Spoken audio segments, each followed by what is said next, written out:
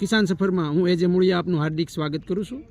મિત્રો, હાલના સમયગાળાની અંદર આ મુંડા જે છે એની નાની પ્રજાતિ એ એમને કહેવાય કે નાની ઈયળ, પ્રથમ ટેજ બીજા ટેજની ઈયળ એ આ મુંડાની જોવા મળે છે. આ ટેજ જે છે એ દરેક ખેતરના આપણા જ્યાં ખેતરના શેઢા ઉપર જ્યાં લીમડા છે એ લીમડા આપણે બધાએ ખવાઈ ગયા, આપણે બધાને ખ્યાલ છે. આ લીમડા ખવાઈ ગયા એના મુંડાના મા બાપે શેઢાપાળા ઉપર એના ઈંડા મૂક્યા છે અને આ ઈંડામાંથી જો આવી આ બીજા સ્ટેજની ત્રીજા સ્ટેજની આ નાનો મુંડો છે. હવે થોડા જ સમયની અંદર 2 થી 4 દિવસની અંદર આ મુંડો મોટો થશે, મગફળીના ઓળે ચડશે અને મગફળી જે છે એ ખાવાનું શરૂ કરશે.